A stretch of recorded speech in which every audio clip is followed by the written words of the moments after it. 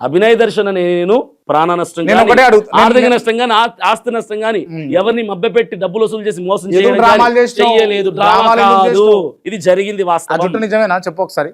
Wig ఇది విగ్గా తీసేయి మరి. ఎందుకు ఎందు నా ఇష్టం. క్రైస్ట్ ఇప్పుడు ఒకటండి, ఇప్పుడు ఒకటి నేను ఒకటి చెప్తాను. నేను చాలా మంది నేను ఒకటి చెప్తాను. నేను ఒకటి అడుగుతాగా, నేను ఒకటి అడుగుతాను. నేను చాలా మంది క్రైస్తవులను చూసిన, ఓకే, చాలా మందిని చూసిన ఇప్పటి వరకు కూడా. అంటే సెన్సబుల్ గా ఒక బైబిల్ పట్ల, లేకపోతే యేసుక్రీస్తు పట్ల, లేకపోతే యెహోవా పట్ల, లేకపోతే మరియమ్మ పట్ల గౌరవము, అభిమానం ఉన్నటువంటి వ్యక్తులు, లేకపోతే నిత్య ప్రార్థనలో ఉండేటటువంటి వ్యక్తులు ఆడంబరాలకు పోయి డ్రామాలు చేసే వాళ్ళని ఎవరిని చూడలేదు. నేను పేర్లు చెప్తా, స్పెసిఫైడ్ ఖచ్చితంగా మాట్లాడాలి. నేను కిరణ్ పాల్ అనేటటువంటి వ్యక్తిని చూసిన. ఆయనకి ఇక్కడ కంటి దగ్గర గాయం ఉంటుంది.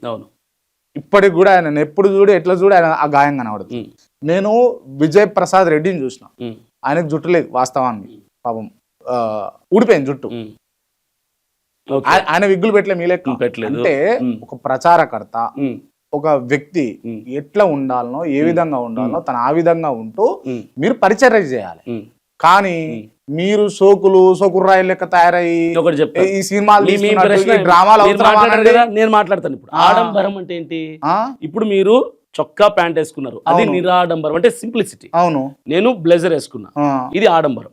మీరు చెప్పిన ఈ పేర్లలో వాళ్ళు మీ ఇంటర్వ్యూకి వచ్చినప్పుడు కోట్ వేసుకొచ్చారా, మీకు లాగా సింపుల్ గా షర్ట్ ప్యాంట్ వేసుకుని వచ్చారా? ఇట్లా లేని నేను అడిగిన ఆన్సర్ చెప్పండి.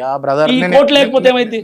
కోట్ లేకపోతే కోటు ముచ్చట కాదు నేను అన్నది. ఆడంబరం అన్నది మీరు చెప్పిన ఇప్పుడు కిరణ్ పాల్ కి దెబ్బ తాకింది కదా అని అద్దాలు పెట్టుకోలేదు. మీరు చెప్పిన విజయ్ ప్రసాద్ రెడ్డి జుట్టుకి మిసాల్కి రంగు వేసుకుంటాడు, అది ఆడంబరం కదా? ఎవరు? విజయ్ ప్రసాద్ రెడ్డి ఆడంబరం కదా? రంగు లేని చూపిస్తలేడు కదా. మరి లేదే కదా.